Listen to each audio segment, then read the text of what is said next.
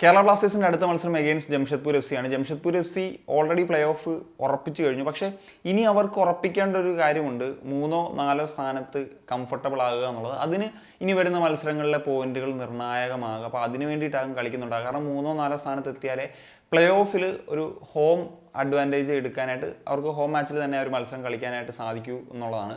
ബ്ലാസ്റ്റേഴ്സിനെ സംബന്ധിച്ചിടത്തോളം ഈ ഒരു മത്സരം ഒരു വിദൂര സാധ്യത നിലനിർത്തണമെങ്കിൽ മാക്സിമം പോയിന്റ്സ് നേടിയെടുക്കുക എന്നുള്ളൊരു ഫാക്ടറാണുള്ളത്. നമുക്കറിയാമല്ലോ, നമ്മളിപ്പോൾ കഴിഞ്ഞ ദിവസത്തെ ഒരു വീഡിയോയിലൊക്കെ പറഞ്ഞിരുന്നു, മുകളിലുള്ള 2 ടീമുകളെങ്കിലും ഫുൾ ഡ്രോപ്പ് ചെയ്തിട്ട് എല്ലാ മാച്ച് ജയിച്ച് അങ്ങനെയൊക്കെയുള്ള പല സാഹചര്യങ്ങളൊക്കെ വേണം. സോ ഈ ഒരു മത്സരത്തിൽ 3 പോയിന്റ്സ് നേടാനായില്ലെങ്കിൽ ആ കാൽക്കുലേറ്റർ എടുത്ത് കുഴിച്ചിടുക, നമുക്ക് അടുത്ത വർഷം അതെടുത്ത് കണക്ക് കൂട്ടേണ്ട ഒരു സാഹചര്യത്തിലേക്കൊക്കെ പോകും എന്നുള്ളതാണ്. എന്നാണേലും ബ്ലാസ്റ്റേഴ്സ് വളരെ ശക്തരായിട്ടുള്ള 2 ഒപ്പോണൻസിനെയാണ് നേരിട്ടത്. മോഹൻ ബഗാനെതിരെയും എഫ് സി ഗോവയ്ക്കെതിരെയും പരാജയം നേരിടേണ്ടി വന്നിരുന്നു. അതേപോലെ ഈ സീസണിൽ ഒരു മികച്ച പെർഫോമൻസ് നടത്തിയ മറ്റൊരു ടീം, ഒരു 3ാമത്തെ ടീം, പോയിന്റ് ടേബിളിൽ ഇപ്പം നമ്മൾ ഒരു ചെയ്യുന്ന സമയത്ത് 4ാമതാണെങ്കിലും ആ ഒരു രീതിയിൽ നമുക്ക് പറയാൻ പറ്റുന്ന ടീം തന്നെയാണ് ജംഷഡ്പൂർ എഫ് സി. കാരണം ഷീൽഡിലേക്ക് ഒരു ഫൈറ്റ് കൊടുത്തിരുന്ന ടീമായിരുന്നു. അപ്പം അവർക്കെതിരെയാണ്, ആ ഒരു ശക്തരായിട്ടുള്ള ടീമിനെതിരെയാണ് കളിക്കാൻ പോകുന്നത് എന്നുള്ളതാണ്. ബ്ലാസ്റ്റേഴ്സ് 2 മത്സരങ്ങൾ അടുപ്പിച്ച് തോറ്റിട്ടാണ് കൊച്ചിയിൽ വീണ്ടും കളിക്കാൻ ഇറങ്ങുന്നതിൽ ജംഷഡ്പൂർ എഫ് സി 2 മത്സരങ്ങൾ അടുപ്പിച്ച് തോറ്റിട്ട് കഴിഞ്ഞ മത്സരം മുഹമ്മദിനെതിരെ വിജയിച്ചിട്ടാണ് ഈ ഒരു മത്സരത്തിലേക്ക് എത്തുന്നത് എന്നുള്ളതാണ്. ജംഷഡ്പൂർ എഫ് സിയെ സംബന്ധിച്ചിടത്തോളം അവരുടെ ഒരു പ്രധാന താരത്തെ മിസ്സാകുന്നത് ഹാവ്യ സിവേറി ആയിരിക്കും. അദ്ദേഹം ഒരു സസ്പെൻഷൻ കാരണം കളിക്കുന്നുണ്ടാവില്ല എന്നുള്ളതാണ്. ബ്ലാസ്റ്റേഴ്സ് ഒരു പുതിയ രീതിയിലുള്ള ചില 11 സാധ്യത ഞാൻ കാണുന്നുണ്ട്. എന്ത് സംഭവിക്കും എന്നുള്ള അറിയാം. ആ ഒരു വിദൂര സാധ്യത നിലനിർത്താനായിട്ട് ഫുൾ ഇതിലേക്കുള്ള ഒരു സ്ക്വാഡിനെ തന്നെ ഇറക്കുമോ എന്നുള്ളതും നമുക്ക് നോക്കിക്കാണേണ്ട ഒരു കാര്യം തന്നെയാണ്. ഞാൻ ഈ ഒരു മാച്ചിൽ എക്സ്പെക്ട് ചെയ്യുന്ന ഒരു കാര്യം എന്ന് വെച്ച് കഴിഞ്ഞാൽ KBFC ഇനിഷ്യൽ സ്റ്റേജിൽ തന്നെ ഒരു ഫുൾ ഓൺ അറ്റാക്ക് എന്ന് പറയുന്ന രീതിയിലേക്ക് ഒരു ഫുട്ബോൾ ആയിരിക്കും. സോ ആ സമയത്ത് മാക്സിമം നമ്പർ ഓഫ് ഗോൾസ് അടിച്ചു കഴിഞ്ഞാൽ ഗുണമുണ്ടാകും. അല്ലെങ്കിൽ ഖാലിദ് ജമീലിൻ്റെ ഹറാം ഫുട്ബോൾ സെറ്റിലായി കഴിഞ്ഞാൽ അറിയാമല്ലോ, അവർക്കെതിരെ ഗോൾ അടിക്കാൻ ഇച്ചിരി ബുദ്ധിമുട്ടാണ്.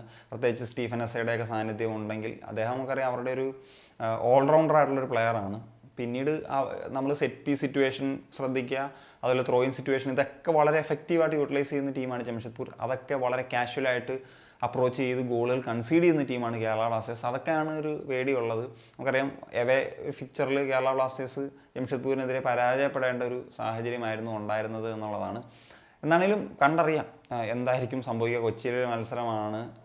സോ കൊച്ചിയിലെ വരുന്ന ആരാധകർക്ക് വേണ്ടിയിട്ടെങ്കിലും ഈ ഒരു മത്സരം സ്വന്തമാക്കാവുന്ന ഫാക്ടറുണ്ട്. എനിവേ നമുക്ക് ഇനി 2 ടീമുകളുടെയും ഒരു എക്സ്പെക്റ്റഡ് 11 പരിശോധിക്കുന്ന സമയത്ത് ജംഷഡ്പൂർ എഫ് സി ഒരു 4-2-3-1 ഫോർമേഷൻ, ഗോൾ കീപ്പർ എന്ന നിലയിൽ ആൽബിനോ ഗോമസ്, സെൻട്രൽ ബാക്കിലേക്ക് വരുന്ന സമയത്ത് Stephen S and Prateek Chaudhary, right ബാക്കിൽ ശുഭം സാരംഗി, ലെഫ്റ്റ് ബാക്കിൽ മുഹമ്മദ് ഒവൈസ്, 2 ഹോൾഡിംഗ് മിഡ്ഫീൽഡേഴ്സ് എന്ന നിലയിൽ റൈത്ത് എച്ചിക്കാവയും സൗരവ് ദാസും, അറ്റാക്കിംഗ് മിഡ്ഫീൽഡർ എന്ന നിലയിൽ ഹാവി ഹെർണാണ്ടസ്, ആൻഡ് ലെഫ്റ്റ് വിങ്ങിൽ സനാൻ, റൈറ്റ് വിങ്ങിൽ ഇമ്രാൻ, സെൻട്രൽ ഫോർവേഡ് എന്ന നിലയിൽ ജോതം മുറയുമാണ് എക്സ്പെക്ട് ചെയ്യുന്നത്.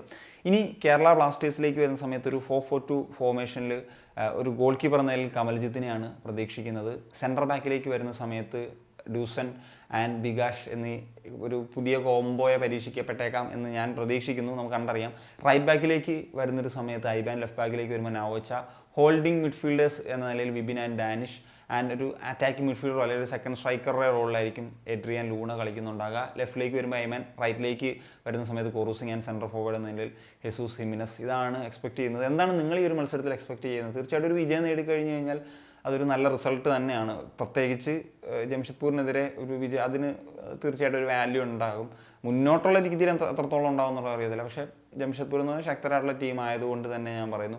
പിന്നെ ഞാൻ ഏറെ നാളുകൾക്ക് ശേഷം കൊച്ചിയിലൊരു മത്സരം കാണാനായിട്ട് പോവുകയാണ്. നിങ്ങൾക്കറിയാമല്ലോ, ഞാൻ സീസൺ ടിക്കറ്റ് ഈ സീസണിൽ എടുത്തു. പക്ഷേ ആകെപ്പാടെ 2 മാച്ചാണ് പോയിട്ടുള്ളത്. അപ്പം എന്താണ് ചാൻഡില്ലാത്ത ഗാലറി എന്നൊക്കെ ഉള്ളത് അറിയാനായിട്ടൊരു കൗതുകമുണ്ട്. അപ്പം സാധാരണ രീതി നമ്മൾ മാച്ച് ഡേ വ്ളോഗ് ചെയ്യുമ്പോൾ ആ ചാൻഡിങ്, ആ ഒരു എക്സ്പീരിയൻസ് ആണല്ലോ. അപ്പം അതില്ലാത്തൊരു അവാർഡ് പടം മൂഡിലായിരിക്കുമോ പടം കാണേണ്ടി വരുന്നത്, കളി കാണേണ്ടി വരുന്നത്.